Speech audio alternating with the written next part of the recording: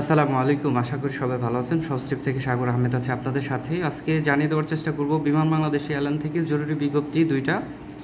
একটা দিছে 21-22 ঘন্টা আগে, আরেকটা দিছে 2-3 ঘন্টা আগে। আমি জানিয়ে দেওয়ার চেষ্টা করব। এটা হচ্ছে বিমান বাংলাদেশ এয়ারলাইনের অফিসিয়াল ফেসবুক পেজ, আপনারা দেখতে পাচ্ছেন। প্রথম জরুরি বিজ্ঞপ্তি হচ্ছে দাম্মাম, দোহা, দুবাই, আবুধাবি, শারজা এবং কুয়েত গন্তব্যে বিমানের ফ্লাইট পরবর্তী নির্দেশনা না দেওয়া পর্যন্ত স্থগিত রাখা হলো। তো তার মানে আপনারা বুঝতে পারছেন যে কয়টা রুট দেখতে পাচ্ছেন, এই কয়টা রুট কিন্তু অলরেডি পরবর্তী নির্দেশনা না আসা পর্যন্ত বন্ধ থাকবে। এখানে আরেকটি জরুরি বিজ্ঞপ্তি দেওয়া হয়েছে, দেখতে পাচ্ছেন।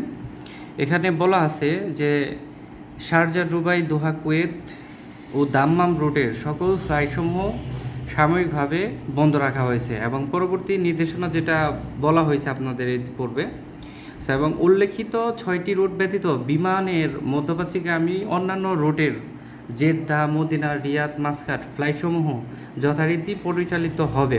তার মানে আপনারা এই নোটিশে বুঝতে পারছেন, উল্লেখিত 6টি রুট ব্যতীত মধ্যপ্রাচ্যগামী অন্যান্য রুটে জেদ্দা, মদিনা, রিয়াদ, মাসকাট কিন্তু যথারীতিতে ফ্লাইট পরিচালিত হবে ইনশাল্লাহ।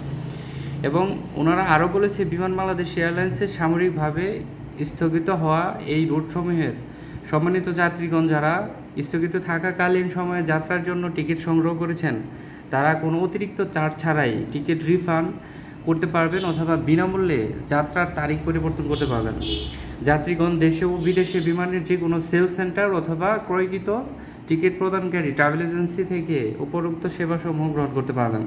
তাছাড়া বিমান বাংলাদেশ ফ্লাইটসমূহ সম্পর্কিত যে কোনো তথ্যের জন্য যাত্রীরা বিমান কল সেন্টারে 13-636 এটা দেশে থেকে কল করবে এবং বিদেশ থেকে এই যে নাম্বার দেখতে পাচ্ছেন এই নাম্বারে যোগাযোগ করতে বলা হয়েছে। ধন্যবাদ সবাইকে। এই ছিল আজকের ভিডিও। যাদের যে এয়ারলাইনে টিকিট আছে এয়ারলাইনের সাথে এবং ট্রাভেল এজেন্সির সাথে যোগাযোগ বজায় রাখুন ইনশাল্লাহ।